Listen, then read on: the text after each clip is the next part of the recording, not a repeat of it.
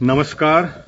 Global United panchayat के इस shadow cabinet में छाया मंत्रिमंडल के रूप में हम बैठते हैं 11:22 पर सोमवार से लेकर के शुक्रवार तक 5 दिन हमारा सेशन चलता है। जैसे संसद चलती है उनकी जैसे केंद्र की चलती है।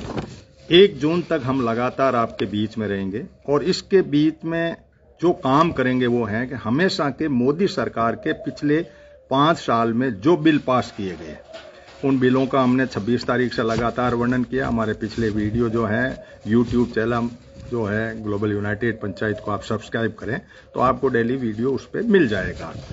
आज वैसे 3 बिल जो वर्णन करने जा रहे हैं, पिछले बिलों को भी आप समाहित करें। आज के बिल भी बहुत अहम बिल है और अहम इस मायने में है कि इस सरकार ने डिजिटल इंडिया के नाम से बहुत ढिंढोरा पीटा और वो ऐसा गले में आया डिजिटल इंडिया वाला कंसेप्ट जो है इस इंटरनेट के जमाने में। और इसमें लफड़ा ये हुआ कि हमारे जो पर्सनल डेटा थे वो अमेरिका के क्लाउड में, अमेरिका के जो डेटा सेंटर हैं वहां तक पहुंच गए और दुनिया भर में डेटा बिखर गए। चीन का ऐसी व्यवस्था थी कि उन्होंने 3 लेयर बना रखी है। उनका पहली बात तो ये गूगल, यूट्यूब वगैरह वो अपने खुद के रखते हैं, किसी प्रकार का कोई दखल नहीं है। 3 दीवारें इन्होंने अपने स्तर पे बना रखी है। चीन अपने आप में डेटा के मामले में बहुत यूनिक तरीके से अपना काम कर रहा है। किसी की भी एंट्री नहीं है, वो अपना शासन अपने तरीके से अपने सिस्टम से चलाता है। भारत का खुला मंच है, कोई भी आओ, कोई भी चीज देखो, कोई भी कुछ करो, ये बहुत बड़ी व्यवस्था है। हमारे डेटा वर्ल्ड लेवल पे पहुंच जाते हैं। इवन हमारे प्रधानमंत्री जी ने एक लेटर लिखा था तो यूएई के एक आदमी के पास गया तो उसने इसको वायरल किया कि भाई मेरा नंबर प्रधानमंत्री के पास आया कैसे। इसका मतलब है मेरे पर्सनल डेटा प्रधानमंत्री के पास है।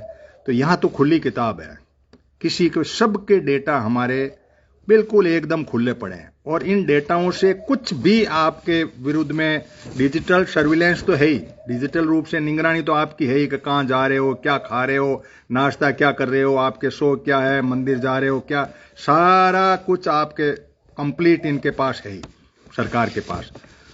जब इनको ये सूझी ईयू जो है कि जितने कंट्रीज हैं उन्होंने अपना डेटा का प्रोटेक्शन बनाया, वो सिटीजन सेंट्रिक बनाया, यानी पहले प्राइवेसी मेंटेन होगी और उसके बाद में होगी। अमेरिका ने बीच का, क्योंकि अमेरिका को क्या है कि सारी दुनिया के डेटा अपने हाथ में मुट्ठी में रखने हैं और सबके चाबी घुमानी होती है।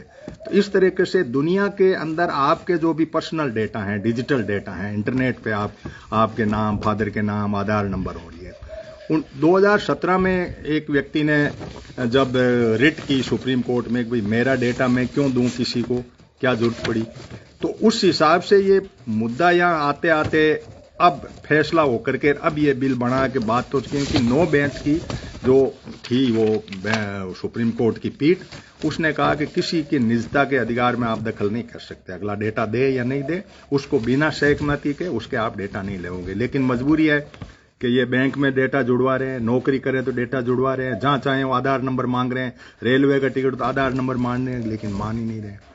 अब इस स्थिति में क्या है कि इन लोगों ने आर्टिफिशियल इंटेलिजेंस का सारा लेकर के हमारी पूरी जिंदगी का पूरा सर्वे, इंडिविजुअल सर्वे है इनके पास में, डेटा कलेक्शन सेंटर के पास में, और वो है कंपनियां। अब सरकार ने देखा कि कंपनियों के पास में, तो कंपनियों ने बेचना शुरू कर दिया डेटा। जैसे आपका स्विगी है, स्विगी यदि कोई माल एक एरिया के अंदर पिज्जा ही पिज्जा जा रहा है तो वहां पिज्जा का सेंटर खुल जाएगा, तो वो देखते हैं कि भाई पिज्जा कहां बिक रही है, कौन सी चीज, ये डेटा जो कंपनी वाले लेने, इन कंपनी से डेटा कलेक्शन सेंटर की जो कंपनी है उनसे ये दूसरी जो मार्केटिंग की कंपनी है उन्होंने ले लिया, अमेजन ने ले लिया। ये सारा जब हुआ तब गवर्नमेंट को यूं लगा कि यार ये मामला तो बहुत गड़बड़ है, डेटा इन कंपनियों के पास में, कंपनियां अपनी मर्जी से किसी को चाह रही है। इवन मतलब आप अमेरिका के क्लाउड में पड़े हैं, सब जगह ईयू के क्लाउड में पड़े हैं, हमारे डेटा जो है लीक हो गए पूरे के पूरे, हर व्यक्ति का डेटा दुनिया के। और लोगों ने ये घोषणा की है कि अगला 4था विश्व युद्ध, ये विश्व युद्ध तो चल रहा है, यूक्रेन का युद्ध है, ये है, ये धन के लिए जो भी चल रहा है, लेकिन 4था जो विश्व युद्ध लड़ा जाएगा वो डेटा पे लड़ा जाएगा। किसके पास कितना डेटा, अमेजन के पास कितना है, ये जितनी भी गूगल और ये कंपनियां हैं इनके पास, हम जहां चाहे वहां अपने टाइप करते रहते हैं। अपना फेसबुक आईडी देते हैं, अपनी फोटो देते हैं। खड़ा होता है कि इस डेटा के मामले में सरकार ने जो बिल बनाया वो क्या बिल है। सरकार ने एक बिल बनाया डिजिटल, इसको आप गूगल में जाकर के देखें जरूर, और वोट देने के पहले सोचें कि सरकार ने हमारे लिए क्या क्या डोरे किए हैं बांधने के लिए। The digital personal data protection act 2023 जो 7 अगस्त और 9 अगस्त 23 को पास हुआ, अब राष्ट्रपति के साइन होकर के हमारे हो गया। सरकार डेटा लेगी, वो रखेगी। कंपनी को कह दिया कि तुमने डेटा लीक किया तो 250 करोड़ रुपए तुम्हारे पेनल्टी लगेगी। 250 करोड़ रुपए पेनल्टी।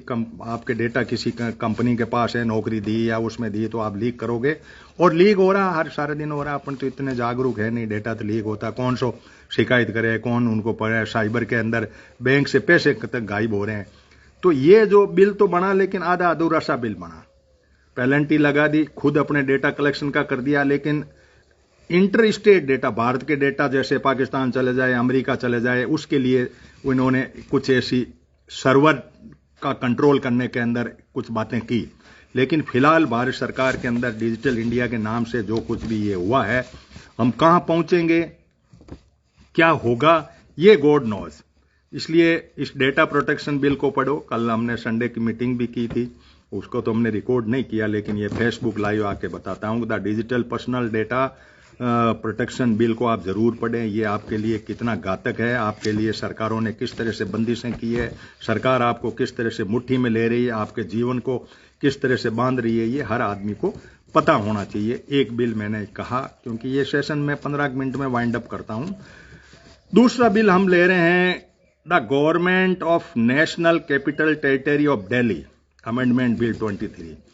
दिल्ली के बिल को इनको इसलिए लाना पड़ा कि सुप्रीम कोर्ट ने यह कहा कि भाई दिल्ली के मुख्यमंत्री को पावर होना चाहिए, छोटे मोटे ट्रांसफर वगैरह ऐसे, और ये एलजी का उसमें टांग नहीं होनी चाहिए, और सरकार इसकी व्यवस्था करे। तो सरकार ने ये व्यवस्था की कि दिल्ली के मुख्यमंत्री को तो साइड बाई कर दिया, कमेटी बना दी। इस बिल के अंदर ये ढांचा लेकर के जब इसको आप पढ़ोगे, दिल्ली के अंदर पूरी विपक्ष साथ रहा, इसके बावजूद भी विपक्ष के मत कम थे, इसलिए इनका बिल भी पास हो गया। और ये जो है होम अफेयर्स अमित शाह जी का बिल है, दिल्ली के ऊपर शासन एलजी का रहेगा। इनका मानना है कि भाई दिल्ली एक ऐसी टेरिटरी है जिसके अंदर कुछ अलग विशिष्ट पावर होने चाहिए। ऐसा करके इन्होंने बिल पास कर लिया, क्योंकि बहुमत है तो बिल पास हो गया। दिल्ली को एलजी की मुट्ठी में दे दिया, मुख्यमंत्री से छुड़ा करके। सुप्रीम कोर्ट ने कहा था कि भाई बातें मुख्यमंत्री मेंटेन करे, लेकिन उसका उल्टा हुआ। जैसे चुनाव आयोग का हुआ ना कि मुख्यमंत्री चुनाव आयोग को कहा वैसे करो कि उसमें सीजीआई हो तो उसको हटा के, यानी बिल बनाने की जो बुलडोजिंग मेथड है इनके पास में, उसको यदि हम नहीं समझ पाते हैं तो कोई मतलब नहीं है। तीसरा इन्होंने एडवोकेट्स का किया। अभी आपने देखा होगा 600 एडवोकेट ने ये लिखा किया। ये एक बहुत बड़ा गोरख धंधा इन्होंने नया खड़ा कर दिया, क्योंकि ये आम लोग इन बिलों को पढ़ते नहीं है, वो पता ही नहीं लगते हैं। ये सरकार चली भी गई ना मान लो, तो 5 साल तक इनके बनाए हुए कानूनों से हमारा कुछ भला नहीं होने वाला है।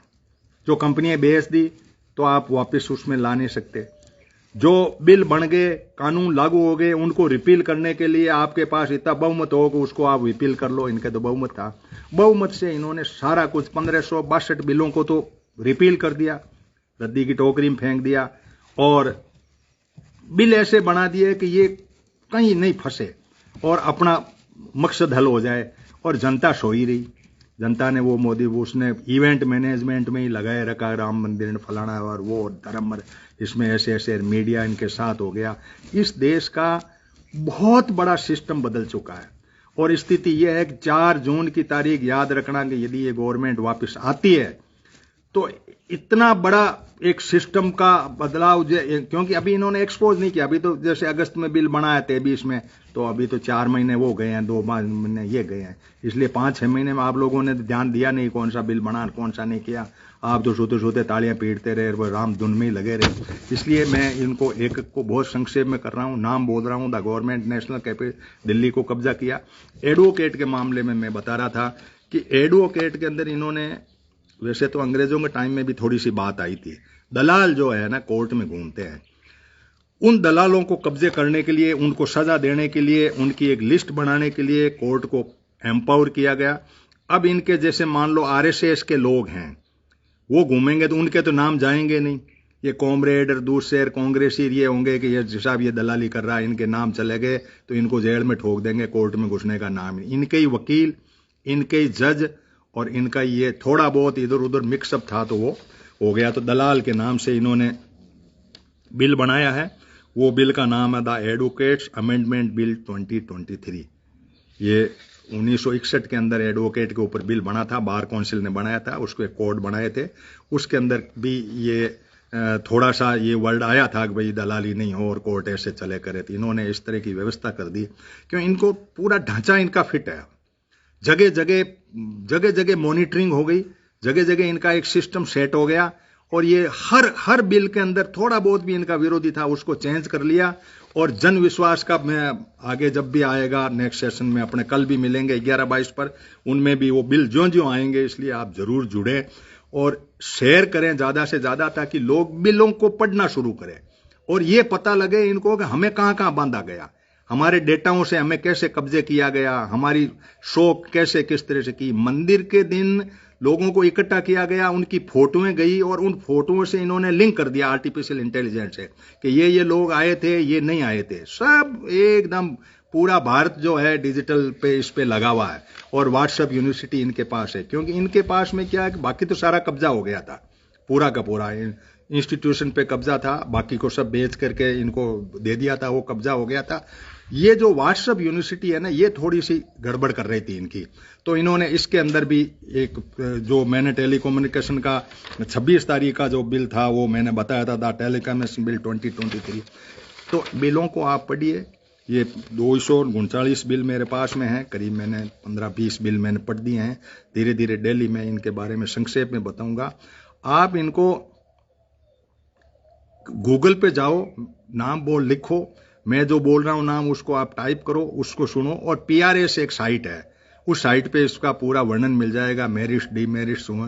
क्योंकि विपक्ष को तो इन्होंने बाहर निकाल दिया या बाहर नहीं निकाला तो विपक्ष की बेवकूफ़ी रही कि वो हल्ले करने में ही बिजी रह गए और यहाँ पे ये स्थिति हुई कि इन्होंने तालियां पीट करके एक दिन में 2-2 मिनट में कई बिल निकले हुए हैं इनके।